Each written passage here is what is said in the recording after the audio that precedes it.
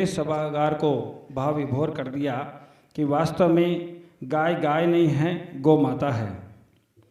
गौ माता के शुद्ध दूध पर बात रखने के लिए मैं आमंत्रित करना चाहूँगा श्री सहीराम जी मिठड़िया, जो गौ माता की शुद्ध दुग्ध की बात रखना चाहेंगे। श्री सहीराम जी मिठड़िया।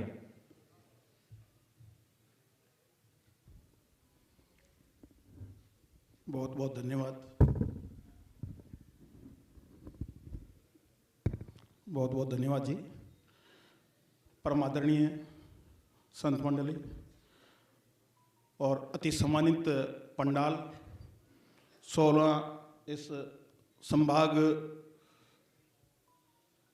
स्तरीय गौशाला सम्मेलन में सभी पधारे हो, सभी मेरे पिता तुल्य भाई और बहन सभी को मैं सादर प्रणाम करता हूँ। आप लोगों ने मेरे से पहले सभी वक्ताओं ने गौ माता के रख रखाव, उनका चारा पानी सभी पे अपने विचार रखें। बहुत ही उज्जवल और बहुत ही शुद्ध।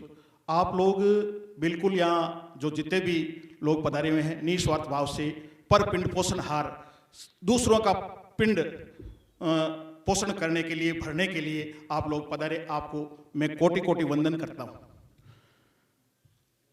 आपकी भावना बड़ी नेक है। इसी के साथ एक विश्व स्वास्थ्य संगठन की ओर से एक सूचना मैं आपको देने के लिए यहाँ आया हूँ। आज पूरे भारतवर्ष में जो गौ माता और जो भैंसों का दूध है, वो ओरिजिनल दूध की बात करें तो वो है 14,000 करोड़ लीटर दूध, और जो पूरे भारत के अंदर खपत है वो है 64,000 करोड़ लीटर। तो डिफरेंस कितना रह गया? 50,000 करोड़ लीटर का। ये प्रतिदिन दूध पूरे भारतवर्ष में नकली बन रहा है, और दूध नकली बन रहा है तो घी भी नकली बन रहा है, और उसी का ही एक तयनुमा एक उन्होंने इस मानव मात्र के लिए निकाला है कि 87% आने वाले 5-10 वर्षों के अंदर 87% मानव है वो कैंसर के मरीज बन जाएंगे। तो इसके लिए आप लोगों को, और गौ माता की वैल्यू अगर मानव के जैसे जैसा ही अगर दूसरा मानव इसके लकड़ी के या और कोई आदमी बना के खड़ा कर दिया जाए तो आदमियों की शायद ओरिजिनल आदमियों की वैल्यू नहीं होगी।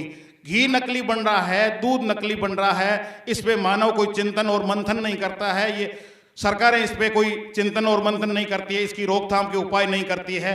और अपन ये आप लोग जागरूक लोग बैठे हो, इसलिए मैंने इस विषय को यहाँ रखा। प्रणाम। तो आप लोगों से मेरा ये निवेदन है कि इस विषय पे आप अवश्य ही ध्यान करें। जहां भी आपको दिखे कि ये दूध नकली है या घी नकली है, उस आदमी की देखो अशुपति गजपति जाता दीठा कोटारा सिरदारा चिण चिण बंक बारा बांगो अतो पतो को पड़ियो नहीं। आपा अगर पैसे के लारे भागदार यार, अगर यहाँ चीजा के ऊपर आप ध्यान नहीं दियो, गौ माता के उत्पाद पे ध्यान नहीं दिया, तो गौ माता की भी वैल्यू नहीं हो पाएगी और अपनी भी, इस मानव की भी वैल्यू नहीं हो पाएगी। बहुत बहुत धन्यवाद। समय ज्यादा नहीं लूंगा आप लोगों का। धन्यवाद।